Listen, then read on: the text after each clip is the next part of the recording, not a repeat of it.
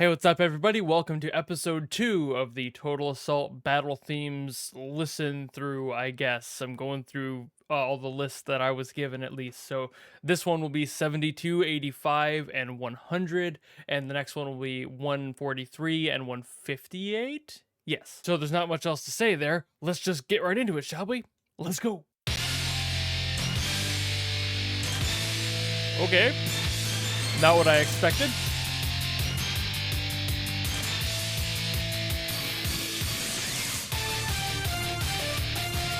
I always say that at the beginning of songs. It's like, what am I supposed to expect? I guess it's just the shock. This is giving F-Zero.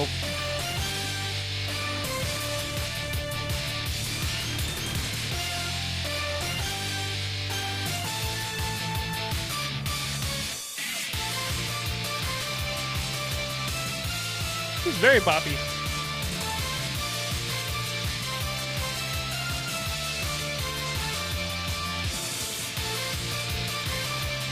This has the type of melody that'll get stuck in your head for like weeks.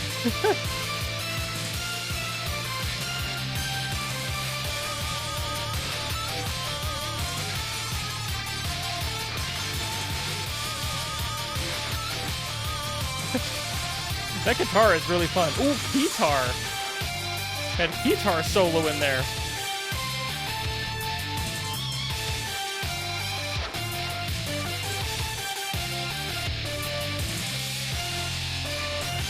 Ooh.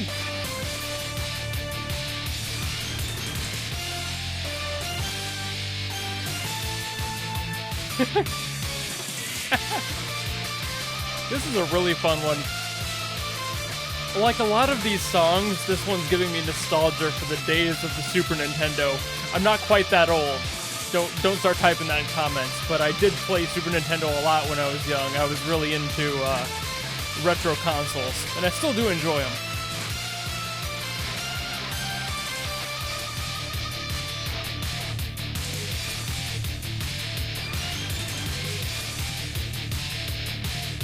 That's a sick guitar riff, too. Very heavy.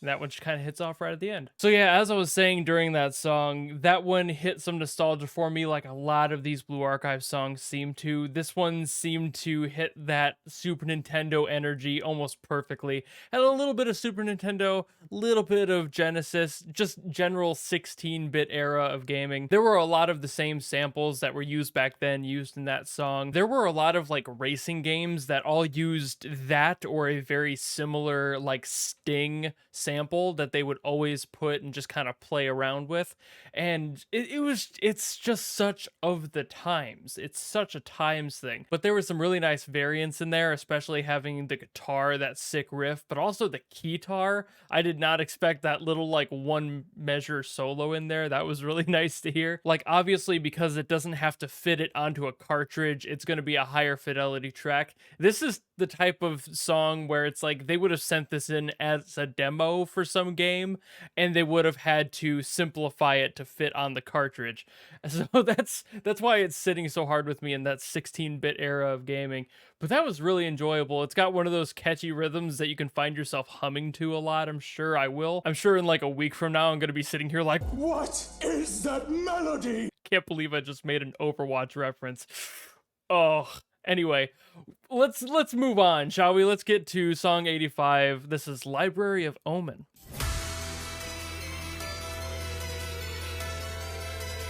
Okay, we're kind of doing like a spooky haunted mansion kind of thing right now, huh?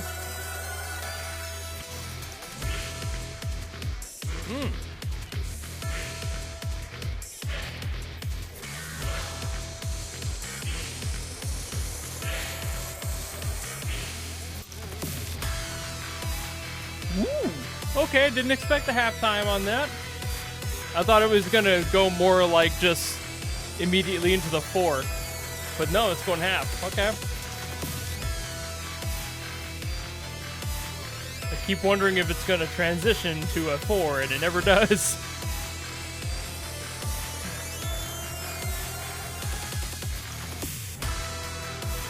Yep, still half. Very spooky haunted mansion. I guess a library by the name's definition.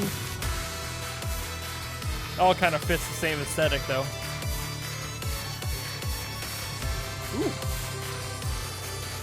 That like triple hit there was kind of fun. Ooh.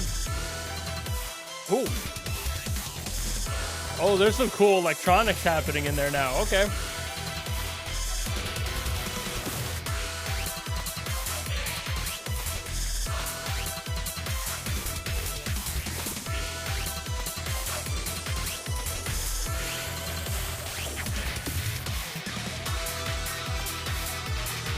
There's the 4. See, I thought this was what it was gonna start at. I heard this in my brain. But they took me on a ride halftime for the entire first 3/4 of the song. Yeah. Oh, never mind. Halftime's back. Ooh. All right, so that one was really fun. So we definitely had that spooky haunted mansion energy, as I'd mentioned a few times. That electronic sound that came in about halfway through the song, that was really different. I wasn't prepared for the transition from the organ to the synths and the electronic, that heavy dark electronic sound. Not dubstep, but had some of those classic elements of gritty rev basses and stuff like that, stuff you would expect out of that sound. So I was like, okay, we're going in a different direction here now. That makes sense. I just wasn't ready for it. And of course, the starting halftime kind of threw me off because you always expect it to just sit on 4 on the floor all the way through a song.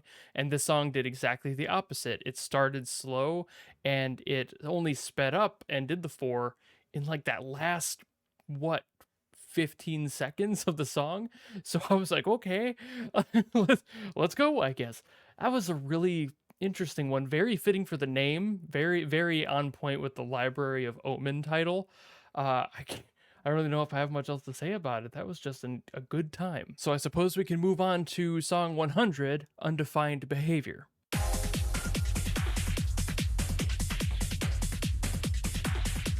Ooh. This is feeling 90s clubby to me. Ooh.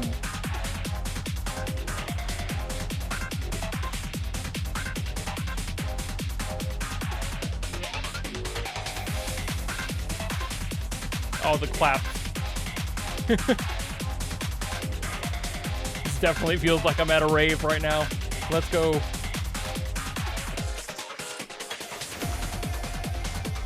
Kind of wondering what's going to happen to the evolution on this song. I know these are kind of designed to loop to some degree because they're supposed to be battle themes, but there's usually some sort of a rise, there is a climax. Oh, here we go. Here's the rise. Halfway through the song. Ooh, ooh. Oh, wait a minute. Oh, we got a drop. Okay.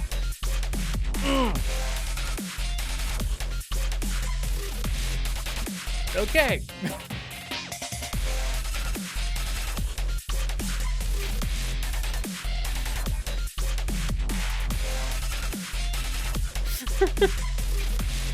I love all the electronic that Blue Archive has. It always throws me off because I don't want to say I'm never ready for it, because at this point I kind of am, but I'm always happy when it happens. I loves me a good drop.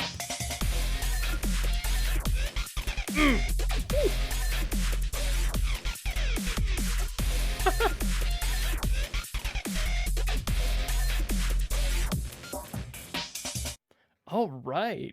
So I could feel that song was building up to something. I kept hoping it was going to happen sooner because I was like, this is going to have a drop or something. It's going to do double time. Wasn't entirely sure. I'm glad it was a drop. Sick drop. Playing around in the end there with that tone shifted rev synth was super fun. That was something I haven't heard in a little bit, at least to that extent. That was very prominent. Usually it's a little bit more soft than that if it's not the main instrument. And this is the first time I've heard it as like the focus in a while. That was really nice to hear.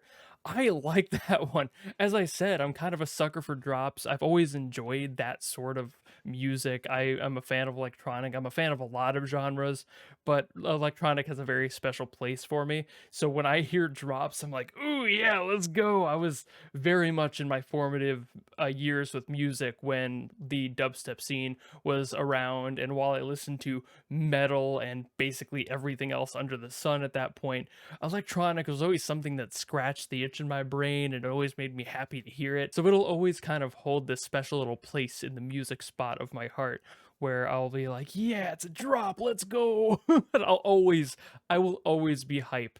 I'm one of those guys that would like go to a festival with some friends or something, and I would just be hype all day, no matter how tired I am. I would be so stoked every time. I've never been able to go to a concert like that, but I know I would enjoy it. So one day I hope I can. All three of those I think were KARUT. So well done, very versatile. Of course, I've heard songs from them before. It's just always baffling how much flexibility certain musicians have as somebody with no flexibility at all and can only do one thing: hit stuff with sticks. So yeah, there was those three. We only have two more songs in this chunk to go, so there of course will be a third part to this little mini series of Blue Archive songs, and then of course I'll be getting back to other requests afterward. But thank you all so very much for watching. If you want to see that third part, you know how to follow me and you know how to support me and all that, and I will see you in the next video. Goodbye!